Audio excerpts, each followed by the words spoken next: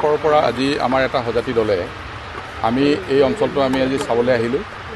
আৰু ইয়াতে যিটো ইনচিডেণ্ট হৈছিলে তাৰ সেইখিনি এতিয়া আমি গোটেইখিনি যেতিয়া চালোঁ তাত আমি দেখিছোঁ যে তেওঁলোকৰ ONGC কৰ্তৃপক্ষৰ আৰু যি এক্সপাৰ্ট কমিটি আছে তেওঁলোকে জনাইছে যে 50% ইতিমধ্যেই কমিছে আৰু বাকী যিখিনি আছে সেইখিনি সোনকালে তেওঁলোকে কমাবৰ কাৰণে ব্যৱস্থা কৰি আছে এক্সপাৰ্ট টীম আছে আৰু তেওঁলোকৰ যিখিনি কৰিবলগীয়া আছে সেইখিনি কৰি আছে তাৰ লগে লগে আমি ইয়ালৈ আহিছোঁ যে আমাৰ জনসাধাৰণৰ যিখিনি সমস্যা আছে যিখিনি প্ৰব্লেম চলি আছে এডমিনিষ্ট্ৰেশ্যনৰ তৰফৰ পৰা সহযোগিতা আগবঢ়াই থকা হৈছে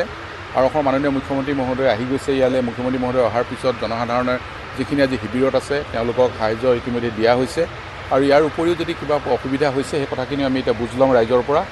আৰু এইটো সোনকালে যিহেতু ONGCক আমি আজি কৰ্তৃপক্ষক কৈছোঁ যে যিমানখিনি পাৰে তেওঁলোকৰ সেইখিনি সোনকালে যাতে কৰিবৰ কাৰণে ব্যৱস্থাখিনি গ্ৰহণ কৰে আৰু ইয়াৰ পৰা গৈ আমি ৰাজ্যিক সমিতিয়ে এখন প্ৰতিবেদন দিম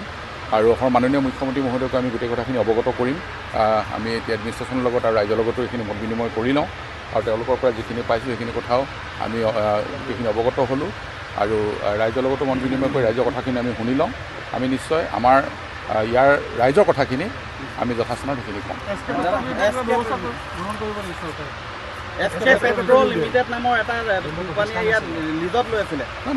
ডেফিনেটলি এতিয়া গভৰ্ণমেণ্ট অফ ইণ্ডিয়াই এইটো এটা যিহেতু ইনচিডেণ্ট হৈছে ইয়াৰ এনকুৱাৰী হ'বই আৰু এনকুৱাৰীৰ কাৰণে ব্যৱস্থা গ্ৰহণ কৰিছে কাৰণ ইয়াতে মই পেট্ৰলিয়াম কমিটি মেম্বাৰ আছিলোঁ ইয়াতে এনকুৱাৰী 2-3টা এনকুৱাৰী হ'ব আৰু এনকুৱাৰীৰ কাৰণে ব্যৱস্থা হৈছে সেইকাৰণে এনকুৱাৰী